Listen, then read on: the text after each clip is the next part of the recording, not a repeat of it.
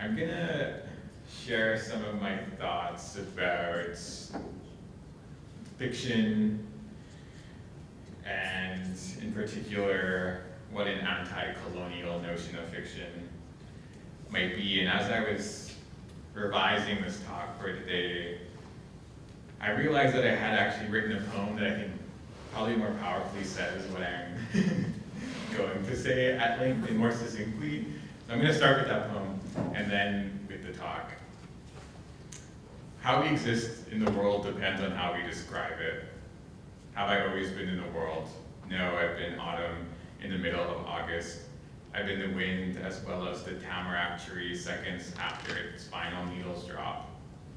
Don't tell anyone, but I'm happiest when my life feels like autofiction. In Alberta, the 20th century never ended. We are all subjects of the 20th century, I say to a man I just met on the internet. It sounds like a riddle for which the answer is the body. Every winter I take pictures of the snow because the snow reminds me of my impermanence. Mostly I want to be undone without being ruined. In NDN truth, the present is as beautiful as it is brutal. Okay, so what is an anti-colonial notion of fiction? Some might say that to ask the question at all is to corrupt the purpose of art making, as anti-colonial implies a goal or an end, the end of the colonial project, the remaking of the world, and to instrumentalize art, especially the novel, for the sake of politics, according to some, might be immoral or at the very least propagandistic. So this talk emerges in part out of my frustration with how political writing gets talked about, primarily on the site formerly known as Twitter. And maybe it's not the greatest idea to write a whole talk in response to tweets, but here we are, here I am, here you are, being subjected to it. Okay, so the novelist Brandon Taylor, whose work I admire greatly, had, for example, this to say in his newsletter about politics and novels. The kind of novel and fiction I want to write is about people first, not the various systems that preordain their flight patterns. It is about the people and how they move through the world, how they act and are acted upon. I want to be surprised by my characters, by their particular utterances, not erected out of received notions, but created in the living instant, the very moment, end quote.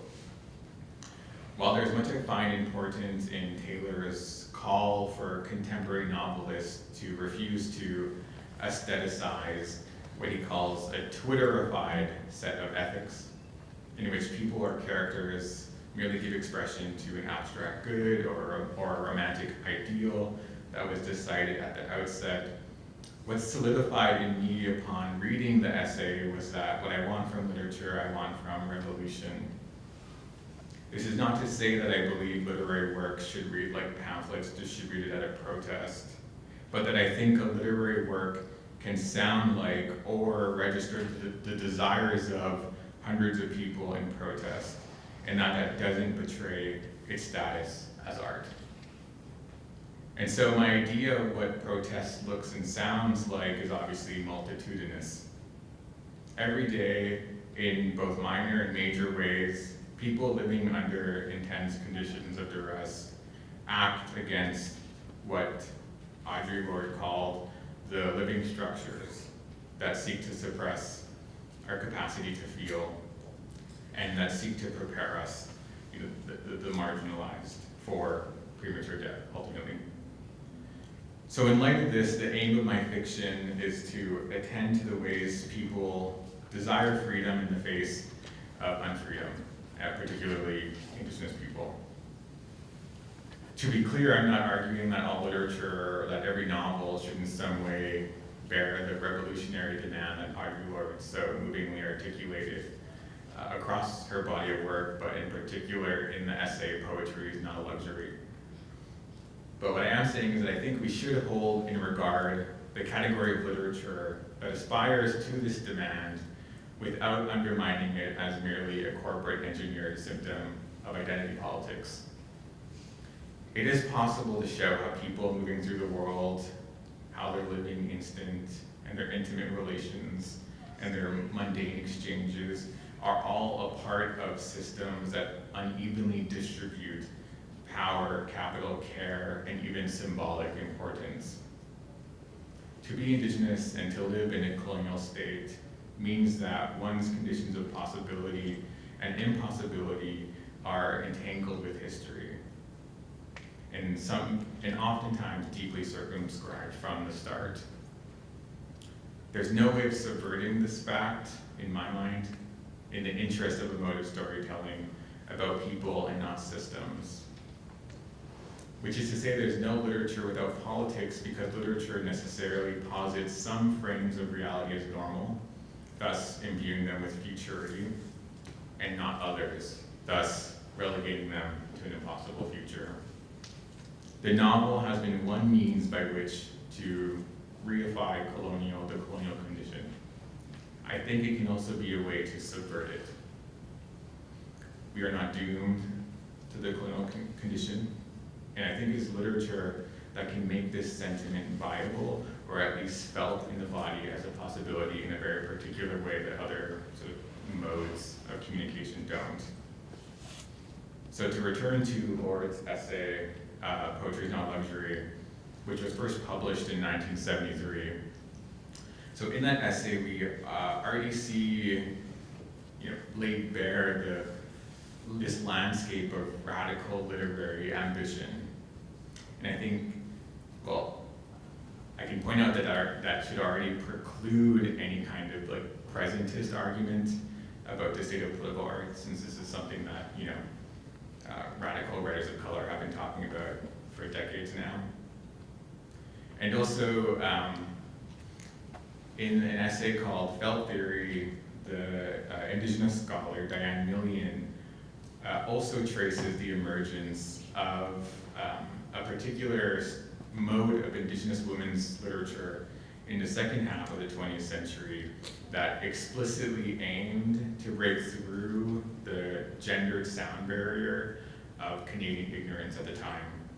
She writes, Indigenous women participated in creating new language for communities to address the real, multi-layered facets of their histories and concerns by insisting on the inclusion of their lived experience, rich with emotional knowledges of what pain and grief and hope meant or mean now in our past and futures.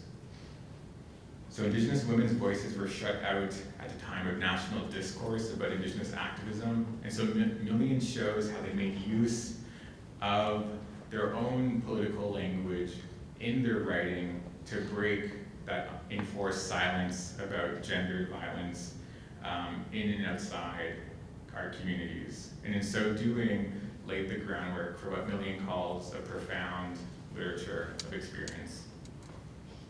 One of the novels that Millian turns to is Beatrice Monsonier's In Search of April Raintree, which was first published in 1983, which in Millian's words depicts the ways two Métis women are punished for speaking their own truths about the Canadian state's white patriarchal violence. Millian argues that this novel and others of that era demonstrated a new form of native discursive autonomy. So the autonomy to represent the true conditions of living and suffering as an Indigenous person against the so-called truths that Canada propagated about Indigenous people and Canadian moral soundness. So there was no official or institutional discourse to testify to their gendered experience of colonialism. And so fiction, as well as autobiography and memoir, became ways for them to speak the unspeakable. I call on Millian here because her analysis focuses in on how Indigenous peoples' material realities of state-sanctioned oppression gave rise to a specific literary tradition of felt knowledge. So knowledge that begins in the body rather than with the state, a tradition I see myself being part of. In other words, what Millian clarifies for me is that as long as the colonial state exists and perpetuates Indigenous suffering, there is no separating my art from the lived realities of our struggles for freedom. And to offer up a more contemporary example, I think Joshua Whitehead's novel, Johnny Appleseed, is also instructive. So throughout that novel, Whitehead accounts for the ways colonialism has eroded older understandings of gender and sexuality and supplanted them with homophobia and transphobia. Whitehead shows what the scholar Alex Wilson teaches us also in her academic work, which is that queer Indigenous people and Two-Spirit youth often experience some of the most intense forms of violence in this country. But there are also glimmers of queer futurity throughout Whitehead's novel. In one scene, for example, when the protagonist comes out to his cookum over the phone, she tells him that in Cree, there's a word for who he is, and that when he comes home, that she has stories to tell him, teachings ultimately to impart. And Wilson calls this process of returning to or reinvigorating Cree understandings of gender and sexuality coming in, as opposed to the sort of more mainstream notion of coming out that dominates mainstream depictions of queer life. So Whitehead's indigiqueer protagonist isn't merely an extension of some preordained agenda, but rather a representation of complex personhood, which is the cultural theorist Avery Gordon's phrase for the fact that we are all, though in specific ways, made up of contradiction and emotions that sometimes seem like they're at odds with each other. But most importantly, complex personhood means that we are simultaneously straightforward and full of enormously subtle meaning, and that this meaning isn't determined entirely by dominant institutions. Whitehead's Johnny, his protagonist, bears in his body the terrible knowledge of homophobia, but he also desires a reserved and Indigenous community in excess of that violence. And I think it's the desiring that matters, and that points to otherwise possibilities. And so to me, this novel represents how the Indigenous novel more broadly can be where a subjugated knowledge can surface and put pressure on our received notions of history and truth and ethics. Especially because we live in a time and in a place where both ethics and truth are highly contested. And so the indigenous novel is how we can sculpt new discursive terrain from which to insist that another world is possible. In Avery Gordon's conception of complex personhood, the stories we tell about ourselves matter. Gordon remarks that, and I quote, "We weave between what is immediately available as a story and what our imaginations are reaching toward." I'm reminded also of the great Jose Esteban Munoz's image of queerness as this ideal or ideality that pulls at us from the future. What's common in both is what I consider to be the anti-presentism of decolonial or anti-colonial thought.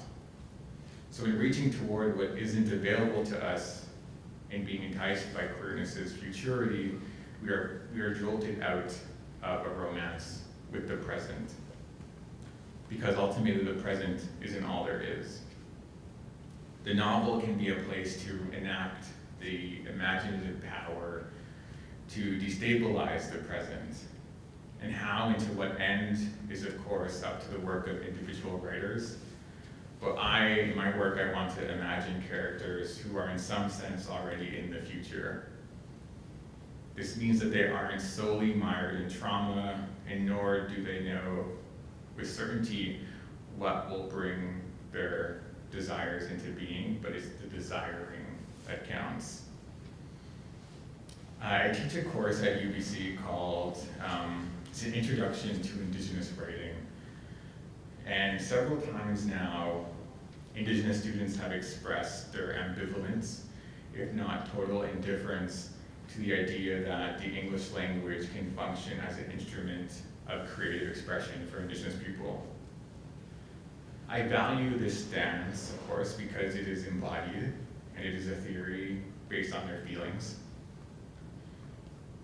But they seem to be asking why, as Indigenous people, should we turn to creative writing in English if As the poet Salman Sharif powerfully put it, English is the language of our dispossession.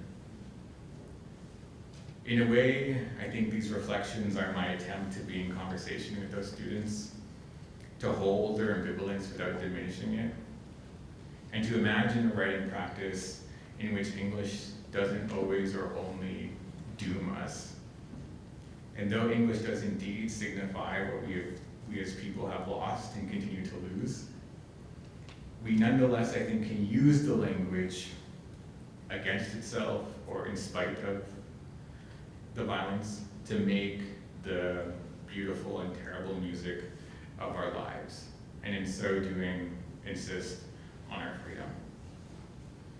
My, I think, overarching thesis then is that the colonial language in which I live and write doesn't entirely alienate me from my body or from my utopian longings. Something endures, something sings.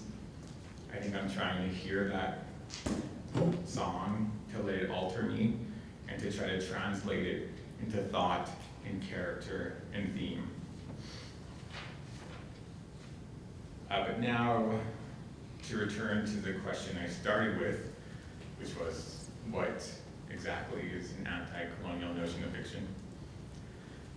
I have some, I guess, like craft proposals or propositions, which is that, so an anti-colonial notion of fiction is one in which it can be acknowledged that even fictional rooms and towns are situated on dispossessed land.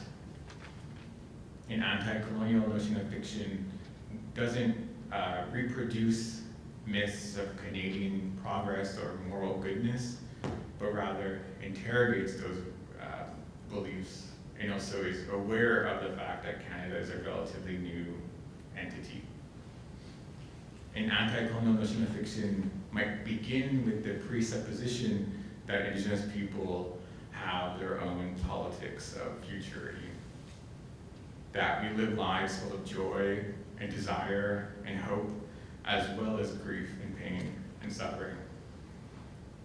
An anti-colonial notion of fiction wouldn't assume that truth is a shared value in the larger culture. It would believe instead that one's truth can be someone else's falsehood, and that truth is something we have to fight for, and that the truth of colonization is still only partially revealed, and that there are still people attempting to bury the truth. An anti-colonial notion of fiction could be about the end of one world and the beginning of another. I think it is futurist, even when it's about the past. An anti-colonial notion of fiction might consider how reality is a contested concept. They might consider how we, across racial categories, are all in the grip of history's fists. But I think most urgently, an anti-colonial notion of fiction can offer us a way to imagine ourselves out of the predicaments of the colonial present. Thank you.